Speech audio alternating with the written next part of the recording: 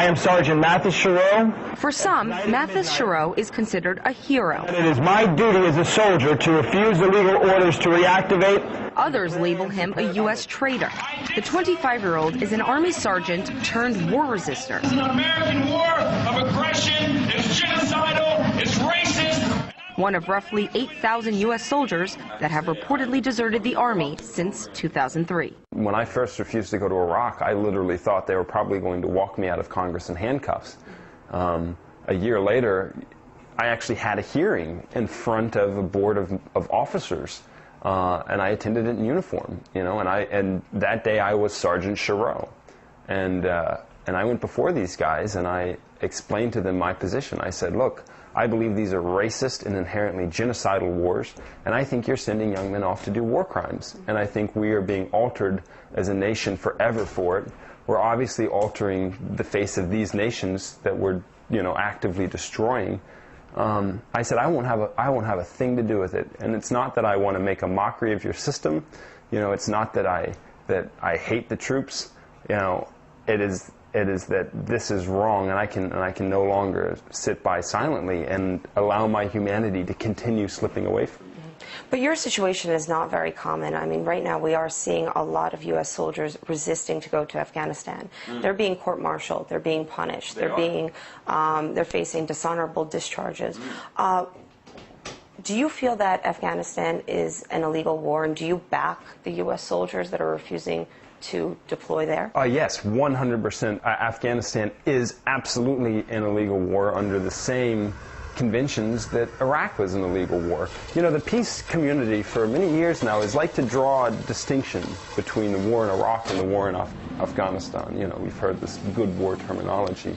It's really quite bogus to me, especially having at least done the PR behind both of those wars. They're virtually the same thing. I mean, they're both experiments in going in, smashing a country, and trying to rebuild it in our own image as a trading partner. They're both about resources. They're both defined as illegal wars of aggression by the UN Charter. That's something that people don't understand. And furthermore, to me, the idea of having a force like the U.S. Army participating in nation building is just asinine. I mean, we're nation destroyers. That's what we're trained to do. We are trained to blow things up, to kill the bad guys, you know? And the idea that you're going to take soldiers trained to kill and send them over there to build a nation, that's not our job. That's not what an army is meant for.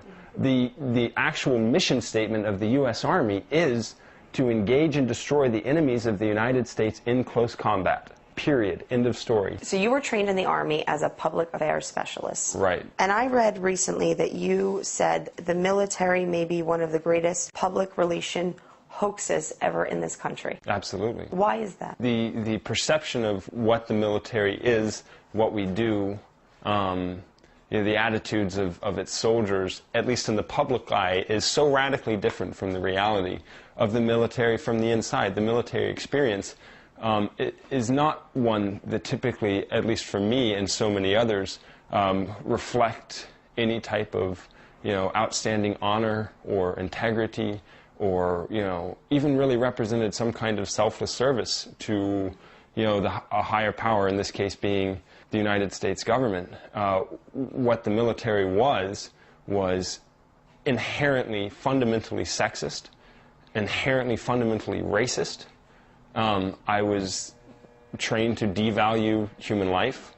I was trained to think of any foreigner as a potential enemy, anybody who was not American as somebody we could be at war with someday. The U.S. military as an institution is very corrupt and is built upon spreading death as a response to a nation's problems.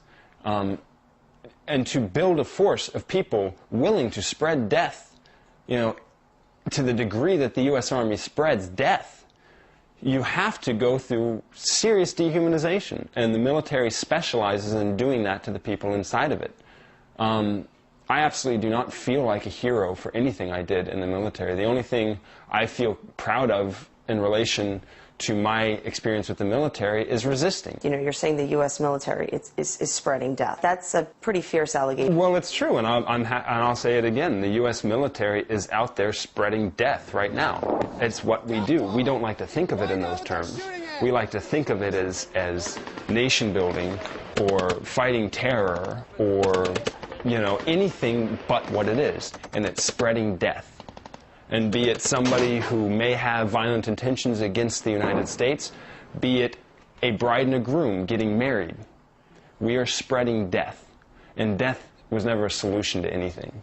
You know, what we need in this country right now is solutions, not death. And that's what I fear Barack Obama is going to opt for, continued death in the Middle East.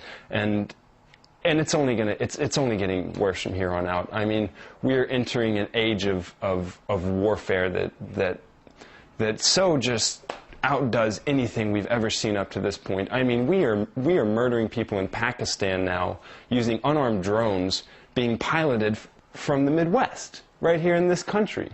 I mean, it's the degree of specialization of our methods for spreading death are very advanced, and they're causing such unbelievable destruction that we have no context for, because the U.S. has never had a foreign, you know, occupation here in this country. We haven't had a war in these 50 states, since the Civil War. So we continue these imperialist agendas which cause countless deaths and immeasurable damage to these very small, impoverished countries anyway. I mean, these aren't people with a lot to begin with.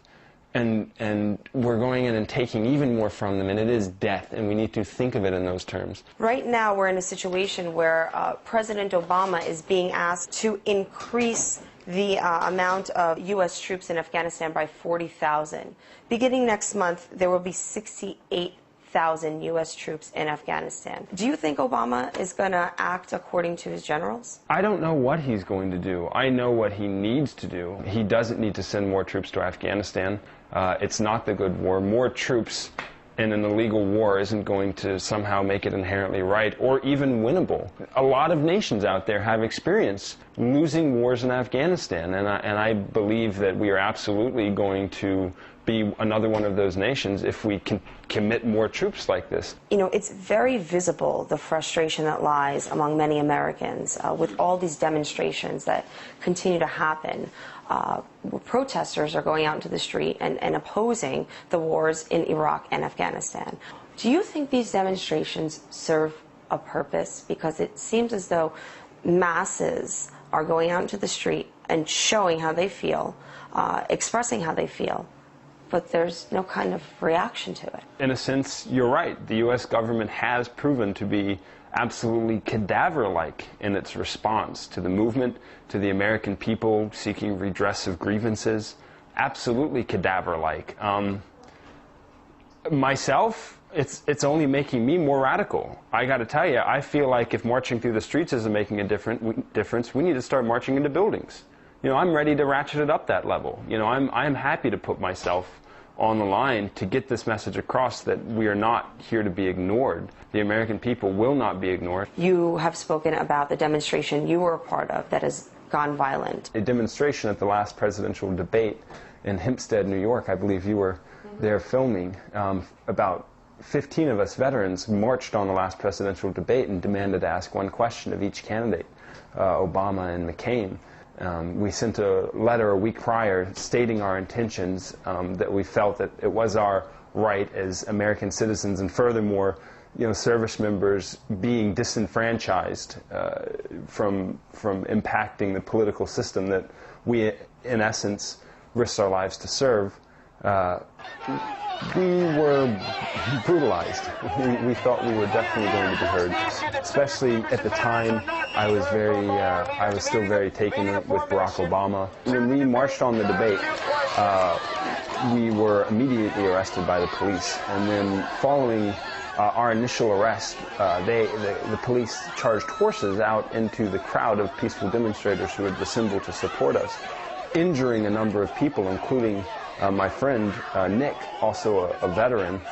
He went to Iraq for a year, and the police crushed his face on the sidewalk with a horse. The hoof came down on top of him and turned his lower orbital. It shattered it, and it was something. It was a very hard time. We were all charged with disorderly conduct.